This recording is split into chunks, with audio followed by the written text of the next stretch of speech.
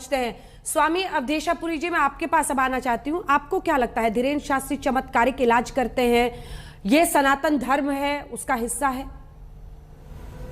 मेरी बात बहुत संक्षिप्त में मैं रखूंगा जी।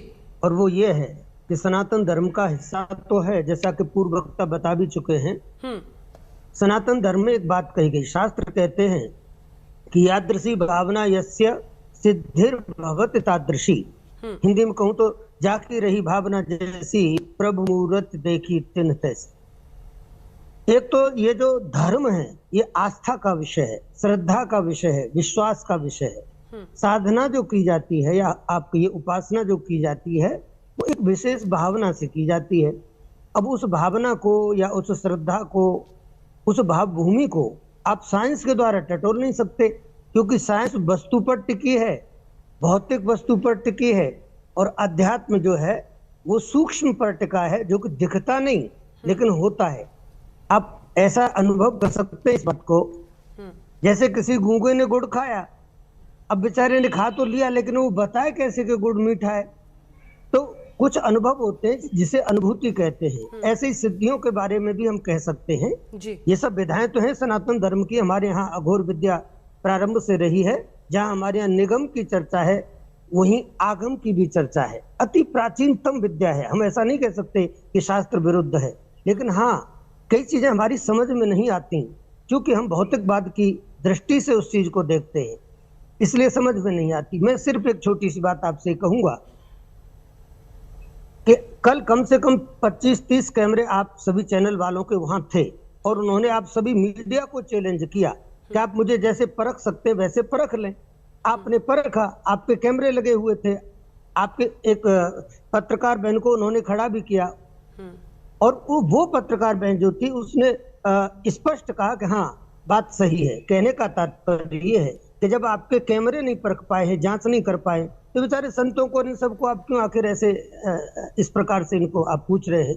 मैं तो आपसे ये कहना चाहूंगा, संत इसके अलावा कुछ नहीं कह सकते। संत सिर्फ इतना ही कहेंगे कि जो हमारा धर्म है उसमें इन सारी विधाओं का उल्लेख है, इसके आधार पर कौन व्यक्ति कितना आगे बढ़ गया है, कितने समय में बढ़ गया है, ये उसके पुरुषार्थ और उसकी प्रारब्ध नाम की भी कोई चीज इस धरती पर सनातन धर्म मानता है, तो इसके आधार पर वो आगे बढ़ा है। कई सारे ऋषि मुनि हजारों वर्ष तपस्या करते रहे लेकिन भगवान का साक्षात्कार उनको नहीं हुआ। लेकिन एक सामान्य सा छोटा सा बालक जिसे भक्त ध्रुव हम कहते हैं, या हम भक्त प्रहलाद का नाम भी ले लें, इनको छोटी छोटी उम्र में भगवान का दर्शन हुआ है, साक्षात्कार हुआ है, 5 वर्ष की उम्र में, जिसमें बच्चे मुंह धोना नहीं जानते। तो कहने का तात्पर्य साधना का और सिद्धि का उम्र से कोई ताल्लुक नहीं है, यानी कोई संबंध नहीं है। ये तो हमारी जो कनेक्टिविटी है उस फैक्टर से कब बन जाती है ये उसके ऊपर डिपेंड करता है। आपका नाम अंजना है और आप कई बार हम लोग आपस में मिले भी हैं, इससे पहले भी। बहुत अच्छा आप बोलती हैं, बहुत अच्छा आप प्रश्न करती हैं, मैं आपकी बहुत बहुत प्रशंसा भी करना चाहूंगा। लेकिन ये अंजना जी, ये जो सब्जेक्ट है बहुत ही नाजुक सा है, ऐसे देखा जाए तो ये बात बिल्कुल सही है कि वो जिस ढंग से व्यवहार करते हैं, लोग सुनते हैं तो पहली नजर में लगता है कि अंधविश्वास है, कई लोगों को अच्छा नहीं लगे, ऐसा हो सकता है, लेकिन इस चीज को थोड़ा सा भावनात्मक दृष्टि से देखना चाहिए। दूसरे एक बात मैं ये कहना चाहूंगा कि विश्वास की जहां तक बात है, हमारे यहाँ विश्वास का प्रतीक मानते हैं भगवान शिव को, जिनके 3 आंखें हैं। भगवान शिव की 3 आंखें हैं, सामान्यतः लोगों की 2 आंखें होती हैं। तो हम श्रद्धा विश्वास रूपणों की जहाँ बात कही गई वहाँ भगवान शिव और पार्वती जी की बात कही गई हमारे शास्त्रों में।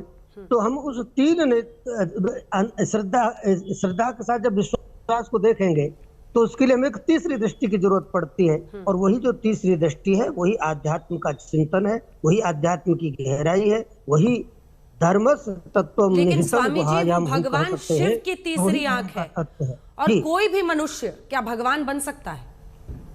नहीं, कोई भी मनुष्य भगवान बन नहीं सकता है।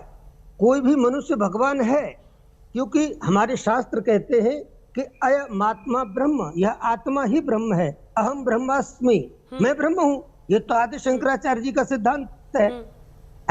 और दूसरी बात मैं ये कहना चाहूंगा कि ब्रह्म हूँ, इसका तात्पर्य है कि मैं ब्रह्म का अंश, ईश्वर अंश, जीव अविनाशी, चेतन, अमल, सहज, सुख राशि। तो चेतन आत्मा में हूँ, आत्मा के स्वरूप में शास्त्रों ने हमको स्वीकार किया है, तो वह आत्मा मेरे अंदर भी है, वह आत्मा आपके अंदर भी है।